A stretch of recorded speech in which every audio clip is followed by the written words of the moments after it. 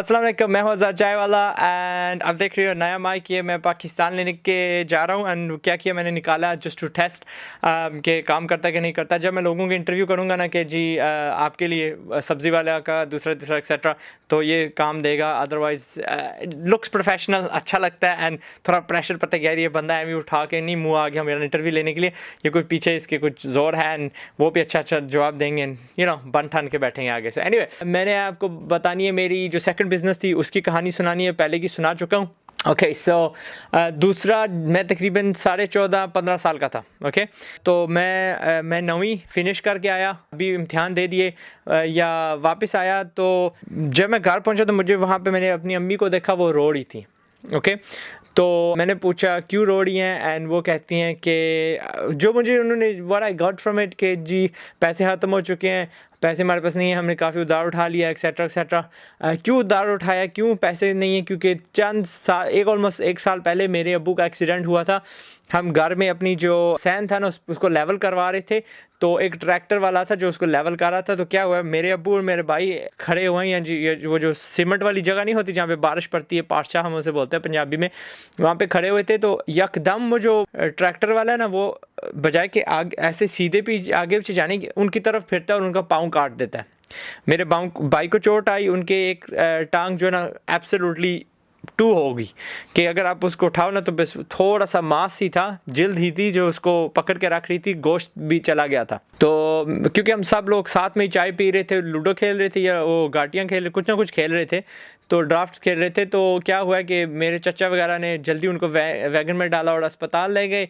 और उसके बाद वो उनकी टांग आज तक भी इतनी सूजती है ना, वो उनसे चलने नहीं होता एक्सेट्रा एक्सेट्रा, बट माशाल्लाह ही रिकवर्ड आफ्टरवर्ड्स। लेकिन वो जो साल था ना हमारे लिए काफ़ी ब्लीक गुजरा है। मेरे अबू was the only bread winner on for हमारा ऑलमोस्ट ख़ानदान, क्योंकि उनके 10 बहन भाई हैं छोटे and they had to educate them etcetera. वो सेकंड एल्डर्स थे, उनके बड़े हैं, वो भी काम कर रहे थे। दीज 2 ब्रदर्स एसेंशली पूरा इन्होंने जिम्मेदारी ली थी ख़ानदान की। एंड सो आप इमेजिन कर लो कि पैसा वाज जस्ट कमिंग इन, एक बंदे की इनकम और जा रही है, इतने ख़ानदान चलाने, इतनी फैमिली चलानी है। And so we were relying on his income. Anyway short क्या है, मैंने अम्मी को देखा रो रही थी एंड मैंने भाई को बताया, बड़े भाई हैं उनको बताया, मेरे ऊपर भी 2 हैं, सो जो टोटली सबसे बड़े हैं उनको मैंने बताया। मैंने बोला कि लोग ये काम नहीं होएगा, हमने पाकिस्तान छोड़ के ना हमने यूके वापस जाना है, कम से कम काम करें because we have to help our father. हम अपने तायाबू के पास गए, तायाबू को बोला, सिनारियो बताया, तो वो कहते हैं नहीं नहीं आप अभी पढ़ो, मैट्रिक करके जाओ। मैंने बोला बाद में जाए मैट्रिक, राइट? तो उस वक्त 9वीं का इम्तिहान दिया हुआ था, कहते नहीं रिजल्ट सुन के जाओ। मैंने बोला नहीं, that's not going to happen, बस जाना ही जाना है, जाना ही जाना है। सो आई डोंट नो कैसे उन्होंने टिकट हमारे बुक करवाए, मैं और भाई यूके आ गए। यूके हमारे जो दरमियान वाला भाई है ना वो पहले ही यहाँ पे था, ठीक है, उसको आए हुए तकरीबन साल 1 हो चुका था। He only stayed in Pakistan for 2 years, 2.5 years, हम 3 रहे थे, समथिंग लाइक दैट, 3.5। सो वो आ चुका था, तो वी केम हियर। हमारे पास मकान था, हम नानी के पास आए, नानी मामू के पास आए। एंड जो बड़ा मेरा भाई है ना, उसकी उम्र थी उस वक्त 17 साल थी, सो उसको लाजम स्कूल जाने की कोई ज़रूरत नहीं थी। And he immediately went into employment. यहाँ पे टेक अवे होते हैं जिसको आप होटल बोलो, रेस्टोरेंट बोलो, वहाँ पे उसने काम शुरू कर दिया और वो पूरा हफ्ता काम करता था। उससे तकरीबन 70 या 80 पाउंड मिला करते थे।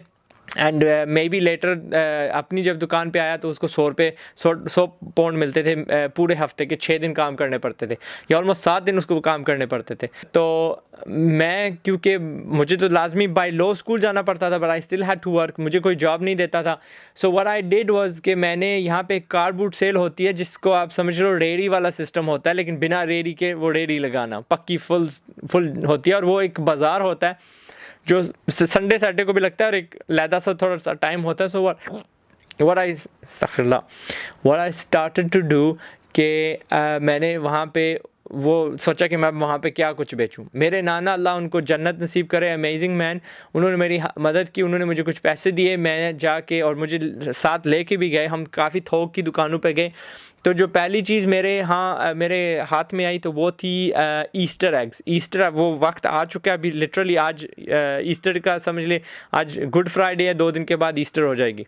इनका एक त्यौहार है जिसमें ये क्रिश्चियंस हैं, वो मानते हैं कि जी हज़रत ईसा जो है ना, वो जब उनको इनके मुताबिक मारा गया था और फिर गुड फ्राइडे को ये फिर ज़िंदा हो चुके थे। ओके, सो एनीवे उसको छोड़िए, ज़्यादा टॉपिक है।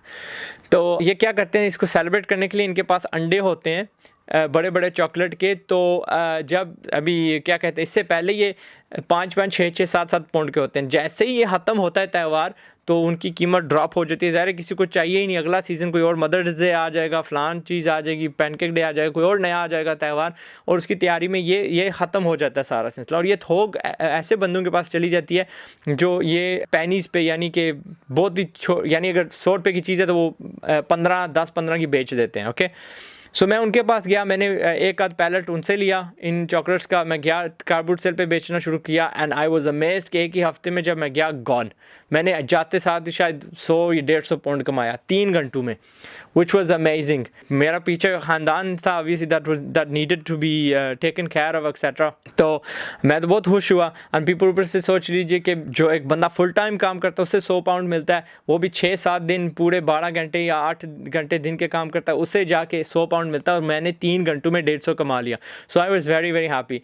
फिर क्या हुआ कुछ वक्त, एंड अगेन मैंने उसको रिपीट करता गया, और क्या होता है कि ये अंडे ख़त्म होना शुरू हो गए। ज़ाहिर है क्योंकि एक तो बाज़ार में ख़त्म होना शुरू हो गए, फिर इन्होंने इन पे एक्सपायरी डेट लगाई हुई है, एक्सेट्रा एक्सेट्रा। फिर एक थोड़ी अजीब सी चीज़ है, यहाँ हम पाकिस्तान में तो नहीं इस्तेमाल करते, बट यहाँ पे यूके में एक टिशू होता है जिसे टॉयलेट पेपर बोलते हैं।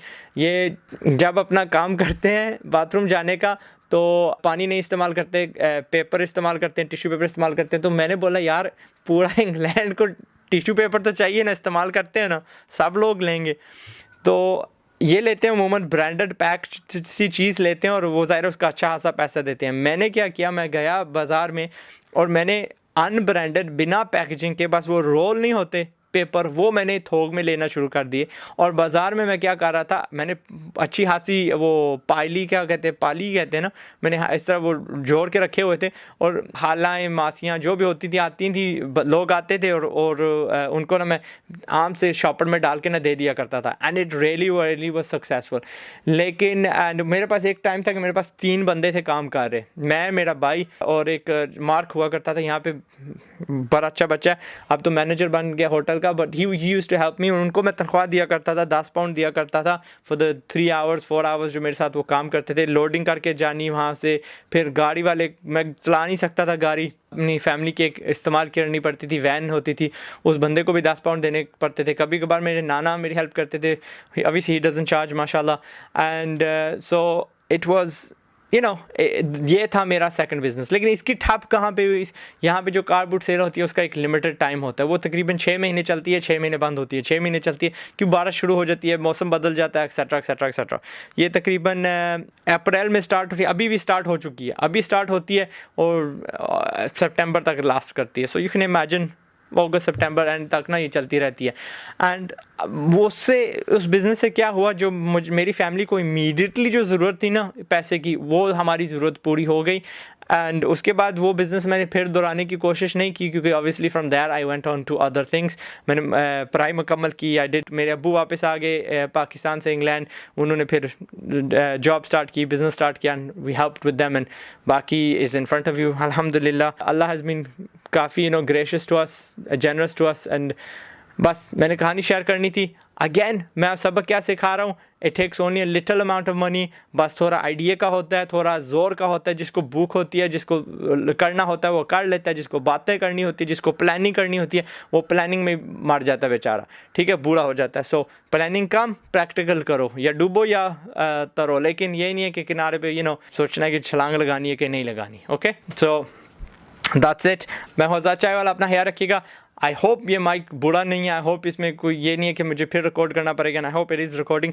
मैंने टेस्ट तो कर लिया था, लेकिन उसमें भी थोड़ी ख़राबी एक आवाज़ आई थी, बट मैं हुआ अब मैं कह दिया यार, पता है मैं कौन हूँ यार, दाढ़ी वाला इनक वाला भाई। अपना ख्याल रखिएगा। अस्सलाम वालेकुम।